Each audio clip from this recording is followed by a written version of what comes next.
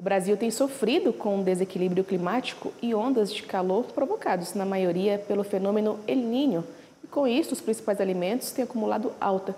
E para saber como é que fica o mercado em 2024, eu converso agora com o economista, pesquisador e professor do INSPER, o Leandro Gílio, que já apareceu aí com um sorrisão. Boa tarde, Leandro, tudo bem? Boa tarde, tudo bem? Tudo bem, vamos tentar agora, vai dar tudo certo. Você vai explicar para a gente aqui qual é a tendência aí dos alimentos, ficarem mais caros ou não, como é que vai ser? Olha, como você bem citou aí na introdução, né, a gente sofreu aí no período de semeadura, principalmente com chuvas irregulares, altas temperaturas, muito provocada pelo El Niño, né, que impactou muito aí na região do Mato Piba, Mato Grosso, Goiás, Minas, né, a região centro-oeste, Mato Piba principalmente, né, e na região sul a gente teve também grande volume de chuvas, né, que também atrapalhou nesse processo, né. Então é natural aí que a gente teve um atraso, né, e as janelas de safra acabam ficando menores, né, e a gente vai tendo aí alguns problemas na produção, uma produção, né, menor, até como foi destacado aí no VT anterior, aí dentro do nosso período aí para 2024, né. Isso deve, com certeza, uma menor oferta impactar, né, diretamente em preços dos alimentos, principalmente ali para eu vejo assim até para cultivos de segunda safra, né, que vão ter aí às vezes uma janela menor, né, como por exemplo o milho, né, que é um cultivo que deve provavelmente ser bastante afetado, né, que vem aí com segundas safras, né. É claro que também nessa primeira safra há impacto com relação à soja, né, até esse período de semeadura aí já houve um problema, a gente não tem aí uma dimensão muito clara ainda desses efeitos, né, mas provavelmente isso vai impactar numa menor oferta, né, e tendencialmente aí a gente tem uma possibilidade aí de aumento de preço, né, dado essa menor oferta, né. Não vai ser tanto uma coisa que vai ser puxada pela alta demanda, né, como foi observado aí em outros períodos aí, até pelas restrições aí que a gente teve aí no período de pandemia, né, no período de guerra, que a gente teve aí algumas restrições no mercado global que acabaram puxando os preços, né, dos alimentos para cima, né, os preços do agro de modo geral.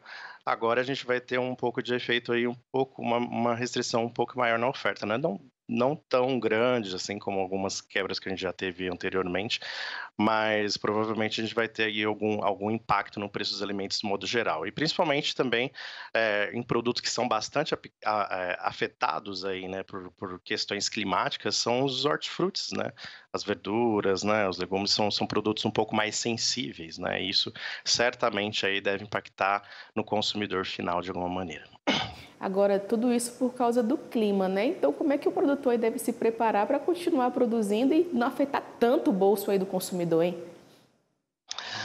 Realmente o produtor ele tem como se preparar com relação a isso, com relação à utilização, né, de seguros, né, algumas possibilidades aí que ele poderia ter feito aí para se prevenir com relação a quebras, né.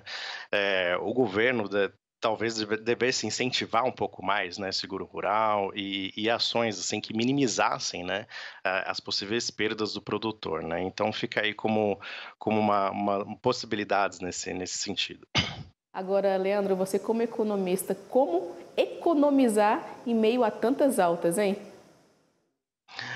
Olha, é difícil, viu? Quem tá pensando no consumidor, o consumidor tem que pesquisar bastante, né? Procurar aí trocar os produtos, né? Alguns produtos sobem mais, alguns acabam caindo, né? Então, a pessoa, no fim das contas, ela deve procurar aí os substitutos próximos, né? E tentar aí se virar, né? A gente sabe que é muito difícil, muitos produtos aí são de cesta básica, são produtos essenciais e às vezes uma alta de preço acaba impactando bastante aí no bolso do consumidor. Então, o que deve se pensar aí é tentar fazer as substituições possíveis e tentar aí, quando aparecem promoções e coisas, tentar aí consumir, tentar planejar, né, para que consiga consumir de maneira mais adequada.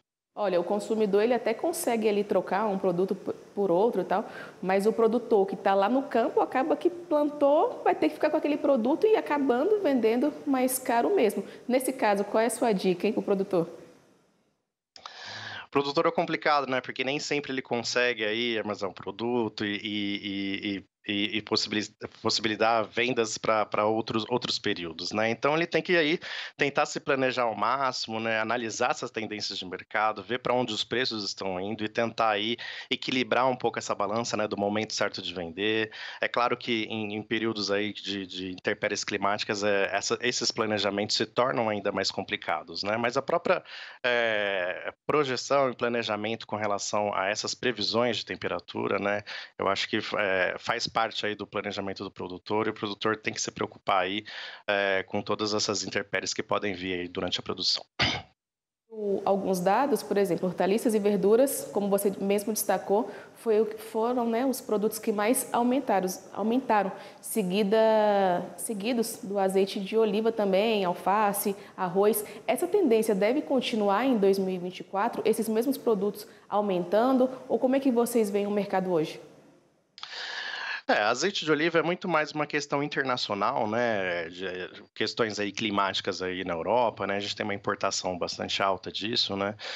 Com relação a outros produtos, arroz, eu acho que eu imagino que deve ter uma queda aí com relação até preço, até porque a gente vê um certo aumento na oferta aí para esse ano, né. Então, isso pode até ajudar aí, os consumidores e os preços da cesta básica a manter um certo equilíbrio, né. Mas algumas outras coisas, hortaliças, frutas, legumes, isso tem sido bastante prejudicado e provavelmente vai ter aí algum efeito aí para o consumidor final, e isso pode ser alguma coisa complicada, né. Claro que ali a gente vê também que na região Nordeste, o cultivo de frutas até foi um pouco favorecido ali por um pouco mais né, previsão de chuvas ali na região, então, existe aí alguma possibilidade de alguma compensação, né, algumas frutas, alguns legumes aí, dependendo da região que está sendo produzido, né.